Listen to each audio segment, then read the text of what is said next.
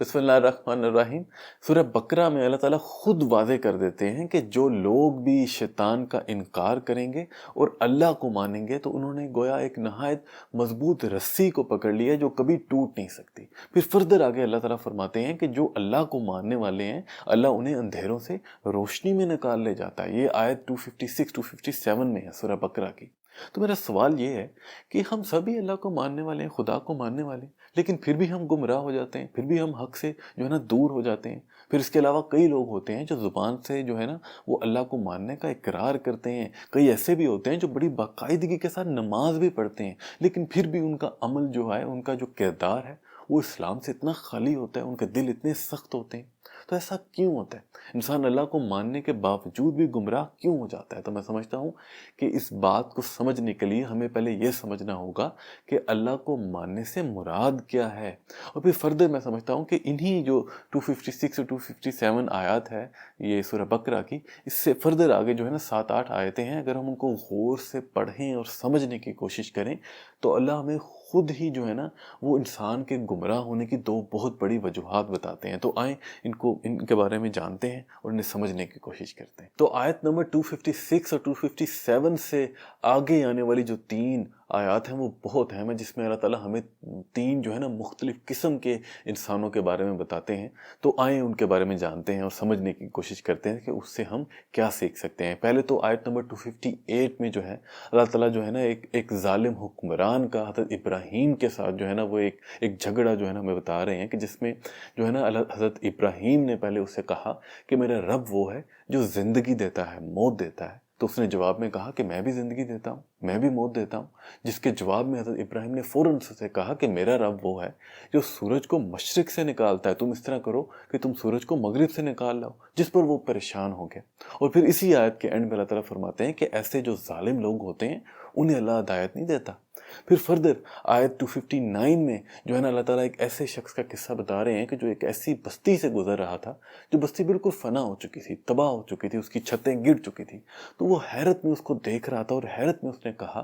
کہ ان سب کے اس طرح فنا ہو جانے کے بعد اللہ ان کو دوبارہ زندہ کیسے کرے گا؟ اس کے ذہن میں جو ہے نا وہ شک اٹھانا، ایمان اس کے اندر تھا لیکن ایک ڈاؤٹ سا آیا، جس پر اللہ تعالیٰ نے جو ہے نا اسے 100 سال کے لیے موت دے دی۔ اور 100 سال کے بعد جب اسے اٹھایا تو پھر اس سے پوچھا کہ کتنی دیر کے لیے پڑے رہے؟ اس نے کہا کہ 1 دن یا اس سے بھی کم۔ تو اللہ تعالیٰ نے کہا کہ نہیں، بلکہ 100 سال ہو گئے ہیں تمہیں، اور دیکھو اپنے کھانے کو اور اپنے پینے کی چیزوں کو جو بالکل ٹھیک ہیں، اور دوسری طرف اپنے گدھے کو دیکھو کہ اس کی کیا حالت ہوگی، اور دیکھو کہ ہم کس طرح اسے زندہ کرتے ہیں، اس کو ہڈیوں سے جو ہے نا وہ زندہ کرتے ہیں، اس کے اوپر گوشت چڑھاتے ہیں۔ تو پھر اس نے کہا کہ اللہ تعالیٰ بے شک تو ہر چیز پر قادر ہے۔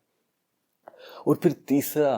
آیت نمبر 260 میں جو ہے نا اللہ تعالیٰ حضرت ابراہیم کے بارے میں بتاتے ہیں کہ انہوں نے جب اللہ تعالیٰ سے کہا کہ میرے رب تو مجھے دکھا دے کہ تم مردوں کو زندہ کیسے کرتا ہے، اللہ تعالیٰ نے کہا کہ کیا یہ ایمان نہیں رکھتے؟ حضرت ابراہیم نے کہا کہ نہیں، ایمان رکھتا ہوں، بس یہ ہے کہ خواہش ہے کہ دل کو جو ہے نا پورا اطمینان ہو جائے۔ مطلب خواہش یہ ہوتی ہے نا انسان کی کہ اللہ جو کہ بندہ جو ہے وہ اللہ تعالیٰ کے اور قریب ہو جائے، تو یہ خواہش تھی حضرت ابراہیم کے اندر۔ تو پھر اللہ تعالیٰ نے کہا کہ ٹھیک ہے، 4 پرندے لے آؤ، اور پھر 4 پرندوں کو جو ہے نا وہ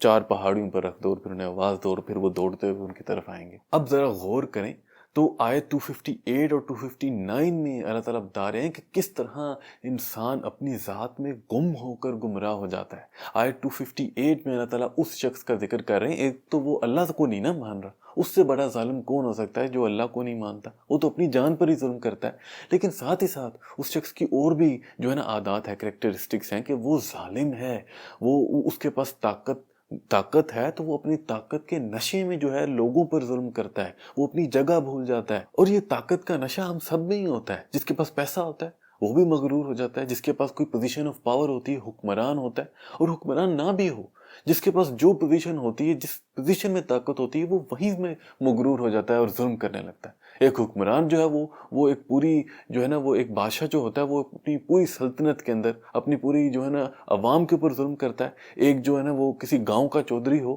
تو وہ اپنے جو ہیں گاؤں کے لوگ ہیں ان پر ظلم کرتا ہے، لیکن یہ طاقت کا نشہ ہم سب میں آ جاتا ہے۔ تو اس کی وجہ سے انسان بہت زیادہ گمراہ ہوتا ہے۔ پھر آیت 259 میں اللہ تعالیٰ اس شخص کا بتا رہے ہیں کہ جو اللہ پر یقین رکھتا ہے اور خود سے بہت زیادہ علم والا بھی ہے، لیکن پھر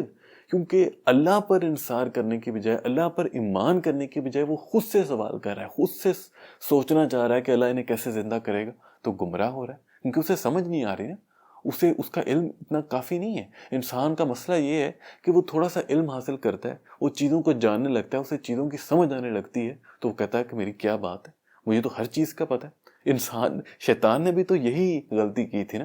اسے بھی جو ہے نا وہ اس کی عبادات کی وجہ سے، اس کے جو ہے نا خدا کے ساتھ کنوکشن کی وجہ سے اس کا رینک کو اٹھا دیا گیا، فرشتوں کے رینک تک اسے اٹھا دیا گیا، لیکن پھر وہ غلط فہمی میں جب پڑ گیا، اسے لگا کہ میں جیسے بہت ہی افضل ہوں، وہ اللہ کے سامنے کھڑا ہو گیا، اللہ کو کہنے لگا کہ میں آپ سے توبہ نعوذ باللہ زیادہ جانتا ہوں، تو گمراہ ہو گیا نا۔ ہم نے اس بات کو سمجھنا ہے کہ انسان کی فلاح جو ہے نا وہ اپنے اوپر، اپنے علم کے اوپر انحصار کرنے پہ نہیں ہے، بلکہ اللہ کو ماننے پہ ہے، اللہ کے اوپر انحصار کرنے پر ہے۔ آخر میں انسان کامیاب وہی ہوگا۔ ٹھیک ہے ہم نے محنت کرنی ہے، لیکن محنت کر کے ہم خود کو کوئی عطا نہیں کر رہے، ہم صرف محنت کر کے خدا کی خوشنودی حاصل کر رہے ہیں، کیونکہ اللہ چاہتا ہے کہ ہم محنت کریں، ہم جو ہے نا فارغ بیٹھے نہ رہیں، ہم عبادات بھی کریں، ہم زندگی میں بھی جو ہے نا محنت کریں کچھ حاصل کرنے کے لیے۔ تو محنت کا مقصد اللہ کی خوشنودی حاصل کرنا ہے، خوشنودی حاصل ہوگی تو عطا اللہ کی ذات ہی کرے گی۔ At the end of the day ہماری فلاح جو ہے وہ اپنے اوپر، اپنی ذات کے اوپر ڈیپینڈ کرنے پہ نہیں ہے، بلکہ اللہ کی ذات کے اوپر ڈیپینڈ کرنے میں ہے، اللہ کو ماننے میں ہے۔ اور یہی پھر آیت 260 میں اللہ تعالیٰ بتاتے ہیں کہ حضرت ابراہیم کا، کہ انہوں نے یہ نہیں کہا کہ اللہ تو زندہ کس طرح کر سکتا ہے، وہ یہ سوچ میں نہیں پڑے، ان کا علم تو کیا ہی کمال کا ہوگا، لیکن انہوں نے اللہ سے سوال اس طرح سے نہیں کیا، انہوں نے کہا، انہوں نے سیدھا اللہ سے ریکویسٹ کی، اللہ مجھے دکھا دے۔ اللہ نے کہا کیا ایمان نہیں رکھتے؟ انہوں نے کہا نہیں، ایمان میں رکھتا ہوں، بس خواہش ہے، خواہش ہے، انسان کے اندر خواہش ہوتی ہے اللہ کو جاننے کی، اور یہ خواہش تو اللہ کو بھی پسند ہے کہ میرا بندہ میرے قریب آنا چاہتا ہے، مجھے جاننا چاہتا ہے۔ تو یہ خواہش جب آپ نے کی لیکن اپنی ذات پر کوئی غرور نہیں کیا، تو اللہ اس بندے کو سنبھال لیتا ہے۔ انسان گمراہ تب ہوتا ہے جب وہ اپنی ذات پر گم ہو جاتا ہے، اپنے کسی علم کی وجہ سے، اپنے جو ہے نا وہ طاقت کے نشے کی وجہ سے، اور اپنی خواہشات کی وجہ سے، ضروریات کی وجہ سے۔ لیکن جب وہ اپنی ذات کو بٹھا لیتا ہے اور صرف خدا کے اوپر ڈیپینڈ کرنے لگتا ہے، تو پھر اللہ اس سے بندے کو سنبھالتا ہے۔ تو اس لیے اگر فلاح حاصل کرنا چاہتے ہیں تو اپنی ذات کے لیے نہیں، بلکہ اپنی ذات کو زیادہ سے زیادہ محدود کریں، بالکل ختم کر دیں، اور جو بھی کریں اللہ کی ذات کے لیے کریں۔ اس سے فردر آگے آیت نمبر 260 سے آگے فردر اللہ تعالیٰ جو ہے نا اس کو فردر اور واضح کرتے ہیں۔ آیت 264 میں جو ہے نا اللہ تعالیٰ فرماتے ہیں کہ مال خرچ کرنا ہے تو اللہ کا قرب حاصل کرنے کے لیے کرو، اس طرح لوگوں کو اوپر احسان جتا کر، ان کی دل آزاری کر کے اپنے مال کو ان لوگوں کی طرح ضائع مت کرو جو اپنا مال لوگوں کو دکھانے کے لیے جو ہے نا وہ خرچ کرتے ہیں۔ آیت 266 میں اللہ تعالیٰ فرماتے ہیں کہ کیا تم پسند کرو گے کہ تمہارے پاس ایک بہت ہی کمال کھجوروں کا اور انگوروں کا باغ ہو، جس کے نیچے سے نہریں بہہ رہی ہوں، اس کے اندر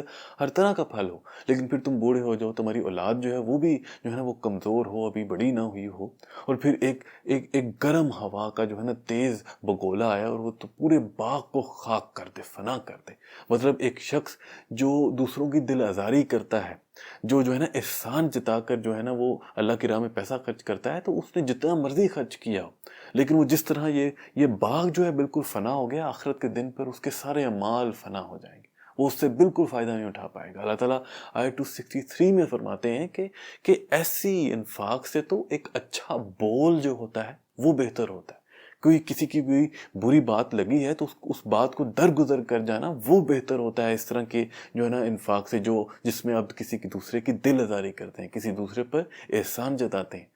پھر اللہ تعالیٰ فرماتے ہیں کہ جو بھی مال خرچ کرنا ہے وہ اللہ کا قرب حاصل کرنے کے لیے، حق پر چلنے کے لیے کرو، اور ایسے لوگوں کی مثال اس باغ کی طرح ہے کہ جو ایک بلند اور ہموار جو ہے نا زمین پر واقع ہے، اس میں اگر تیز بارش ہوگی تو پھر بھی پھل جو ہے دگنا ہو جائے گا، اور اگر بارش تیز نہیں بھی ہوگی پھر بھی جو ہے نا پھل ٹھیک ٹھاک ہوگا۔ مطلب یہ ہے کہ اگر اللہ کی راہ میں جو کرو گے نا، جو بھی کرو گے، پھر اعمال تھوڑے کم بھی ہوں لیکن اللہ انہیں دگنا کر دے گا، اللہ انہیں تمہارے حق میں بہتر کر دے گا۔ لیکن جو بھی کرنا ہے وہ اللہ کے لیے کرو صرف، اور کسی کے لیے نہیں کرو۔ دنیا کو دکھانے کے لیے نہ کرو، لوگوں کو دکھانے کے لیے نہ کرو، بلکہ اپنی ذات کو بھی خوش کرنے کے لیے نہ کرو، کسی کو احسان جتا کر خود پر مغرور ہو کر نہ کرو، لیکن جو بھی کرو صرف اللہ کے لیے کرو۔ اللہ ہم سب کو اپنی ذات کی جو کمیاں ہیں انہیں سمجھنے کی، انہیں دور کرنے کی توفیق عطا فرمائے، اور مکمل طور پر خدا کے سامنے سبمٹ کرنے کی، خدا کو ماننے کی توفیق عطا فرمائے، ہمیں حق پر چلنے کی توفیق عطا فرمائے۔ اجازت دیں، کوئی سوال آپ کا ہو تو وہ ضرور پوچھا کریں۔ فردر آپ ریچ کرنا چاہتے ہیں تو آپ انسٹاگرام پر مجھے ریچ کر سکتے ہیں۔ السلام علیکم، خوش رہیں۔